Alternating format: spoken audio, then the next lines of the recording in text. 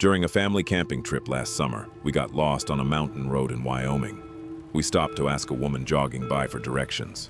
She smiled, pointed us toward the campground, and introduced herself as Emma. The conversation lasted less than a minute. We thanked her, drove away, and never thought about it again, until months later, when I saw her face in a missing person documentary. According to investigators, she'd disappeared nearly 10 years before we met her, and no one had ever seen her again. I've never expected anyone to believe this story. Honestly, if I hadn't been there myself, I probably wouldn't either. I've replied that afternoon in my head hundreds of times, trying to convince myself I remembered something wrong. Maybe it was another woman. Maybe my memory filled in details that were never there. That's what I tell myself. But every time I go back to that day, the memory feels the same. Crystal clear. This happened during the summer of 2024. My parents wanted one last family camping trip before life became too busy. I had recently started college, my younger brother had just finished middle school, and between work and school, we hardly spent any time together anymore. So, my dad planned a week-long road trip through Wyoming and Montana. No hotels, no strict schedule, just camping, hiking, and driving wherever the scenery looked worth stopping for. On our fourth day, we were driving through the mountains outside a small Wyoming town. The road gradually changed from pavement to gravel, then eventually to a narrow Forest Service road winding through dense pine trees. It was beautiful. Tall evergreens surrounded us on both sides, and every few minutes we'd pass another small lake reflecting the afternoon sun. The windows were rolled down. Cool mountain air filled the SUV. Everything felt peaceful, too peaceful. Eventually, my mom looked up from her phone and frowned. "I don't think this is the right road." Dad slowed the SUV. "What do you mean?" "The GPS keeps recalculating." He laughed. "That's reassuring. Normally, that would have been enough to make us all laugh.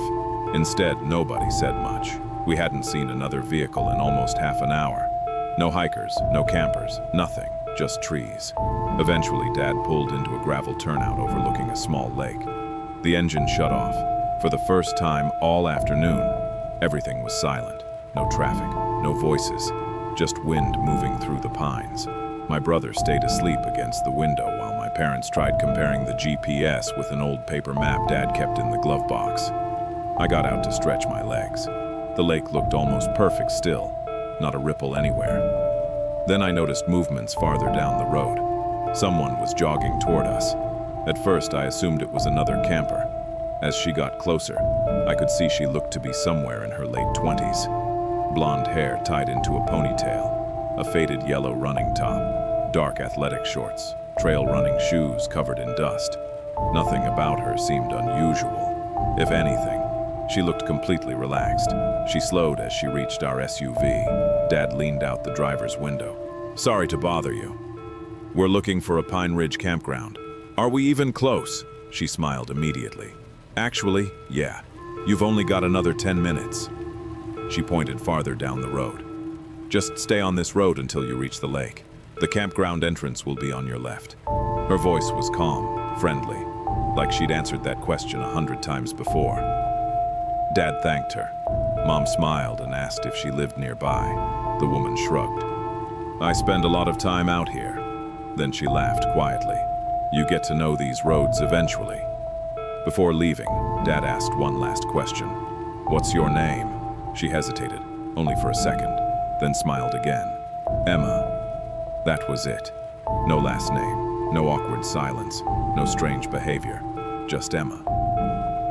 She gave us a small wave before continuing down the road at the same steady pace she'd been running before we stopped her. I remember watching her through the rear window as we pulled away. She never looked back.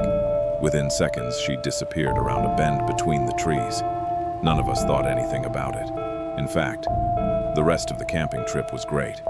We found the campground exactly where she'd said it would be. We spent the next few days hiking, fishing, and sitting around campfires. The encounter became nothing more than one of those tiny moments that disappear into family memories. Eventually, we drove home. Life moved on. College classes started again. Work became busier. Months passed. Honestly, I'd forgotten all about the woman on the mountain road. Until one rainy evening in early 2025, I was scrolling through YouTube when a documentary recommendation appeared. The title mentioned an unsolved disappearance in Wyoming, Normally, I would have kept scrolling, but the thumbnail caught my attention. It showed a forest road that looked strangely familiar. Curious, I clicked on it. The documentary opened with drone footage sweeping across the exact same mountain range we'd camped in. My stomach tightened immediately. The narrator explained that a local woman had disappeared while trail running in that area years earlier. Search teams had spent weeks combing the forests. Helicopters, volunteers, dogs, nothing. No clothing, no footprints, nobody, no answers. Then, they showed her photograph, and every hair on my arm stood up. It wasn't just that she looked familiar. It was her. The same woman who had stood beside our SUV. The same smile, the same blonde ponytail, the same face I'd seen disappear around that bend in the road. For a moment, I genuinely forgot I was sitting in my apartment. I just stared at the screen, trying to convince myself I was mistaken. Then the narrator said her name, Emma Carter. My heart started racing, because I already knew it, before the documentary ever said it. I paused the video immediately. For a long time, I just sat there staring at the screen. I kept telling myself it couldn't be the same woman. There are thousands of women named Emma. It had to be a coincidence. It had to. But then the documentary started showing photographs taken just before she disappeared. Every detail matched. The yellow running top, the dark shorts, even the trail shoes looked identical. I could suddenly remember that afternoon with incredible clarity. Not because I'd seen those pictures before, but because I'd seen her. The documentary explained that Emma had disappeared while out for a routine trail run in the summer of 2014. She was familiar with the area. She'd run those same trails countless times. When she never returned home, her family contacted authorities. Search teams arrived within hours. For days, they searched for a very trail, lake, ravine, and campsite within miles. Helicopters flew overhead. Tracking dogs followed her scent until it simply stopped. There were no signs of a struggle, no footprints leading away, no evidence she'd left voluntarily. It was as if she'd simply vanished. Officially, she was never seen again. I sat there in complete silence, because according to that documentary, my family had spoken to her 10 years later. That wasn't possible. I finished the documentary hoping it would explain something I'd missed. It didn't. When it ended, I immediately called my dad. At first, I didn't mention the documentary. I simply asked if he remembered getting lost during our Wyoming camping trip. He laughed.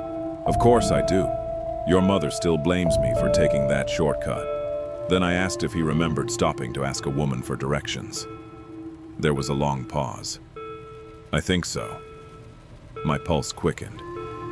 "Do you remember anything about her?" He thought for a moment. "I remember she was jogging." Another pause. "I think her name was Emma."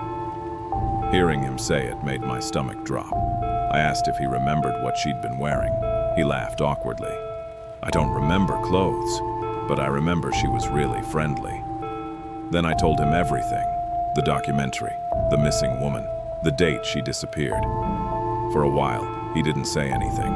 Finally, he sighed. "You're probably connecting things that aren't connected." Maybe he was right. Maybe memories become less reliable over time. The human brain has a strange way of filling in missing pieces.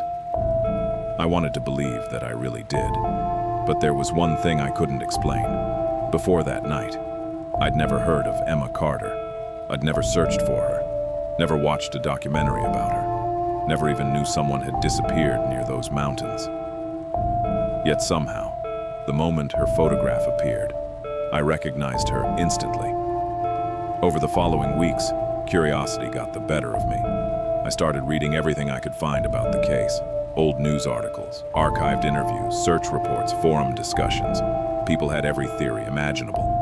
Some believed she'd been attacked by wildlife. Others thought she'd fallen into an abandoned mine shaft or hidden ravine. Some believed she'd chosen to disappear. But one detail appeared in nearly every article.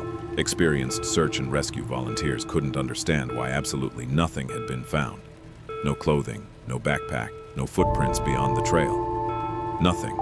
One retired investigator described it as one of the strangest disappearances he'd ever experienced. The deeper I looked, the less any of it made sense. Eventually, I stopped searching because I realized something.